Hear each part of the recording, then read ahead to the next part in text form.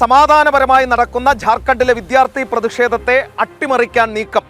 പ്രതിഷേധം ജാർഖണ്ഡ് സർക്കാരിനെ പ്രതിരോധത്തിലാക്കുമ്പോഴാണ് അതിതീവ്ര ഇടത് വിദ്യാർത്ഥി സംഘടന ഐസ സമരത്തിലേക്ക് നുഴഞ്ഞു കയറാൻ ശ്രമിച്ചത്. ശക്തമായ പ്രതിരോധമാണ് വിദ്യാർത്ഥികൾ ഇവർക്കെതിരെ തീർത്തത്. വാർത്തയിലേക്ക്. ജാർഖണ്ഡിലെ ചോദ്യപേപ്പർ ചോർച്ചയിൽ വിദ്യാർത്ഥി പ്രക്ഷോഭം ശക്തി പ്രാപിക്കുകയാണ്. റാഞ്ചിയിലെ വിദ്യാർത്ഥി സമരത്തിന് രാജ്യവ്യാപകമായി പിന്തുണ വർദ്ധിക്കുന്ന സാഹചര്യത്തിലാണ് സമരം അട്ടിമറിക്കാനുള്ള നീക്കം നടക്കുന്നത്.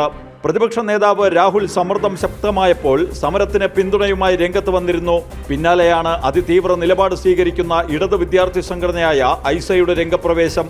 ഡൽഹി ജന്തർ മന്ദറിൽ നടന്ന പാറ്റ സമരത്തിലെ അക്രമത്തിന്റെ മുൻനിരയിൽ ഐസയുണ്ടായിരുന്നു. അങ്ങനെയുള്ള ഐസ റാഞ്ചിയിലെ വിദ്യാർത്ഥി സമരം അട്ടിമറിക്കുക എന്ന ലക്ഷ്യത്തോടെയാണ് നീങ്ങുന്നത്.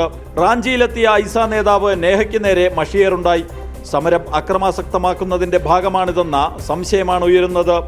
അതേസമയം സമരക്കാരുമായി ചർച്ചയ്ക്ക് സന്നദ്ധമാണെന്ന് മുഖ്യമന്ത്രി ഹേമന്ത് സോറൻ അറിയിച്ചു.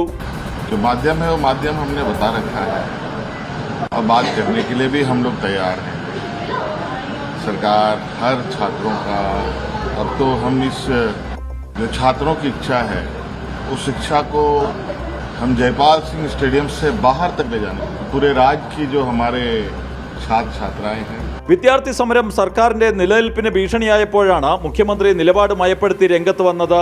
സമരം ഇന്ത്യ സഖ്യത്തിന്റെ ഇരട്ടത്താപ്പ് തുറന്നുകാട്ടുന്ന സാഹചര്യത്തിലാണ് ഐസയെ രംഗത്തിറക്കിയുള്ള അട്ടിമറി ശ്രമം നടക്കുന്നത്. ജനം, ഡൽഹി.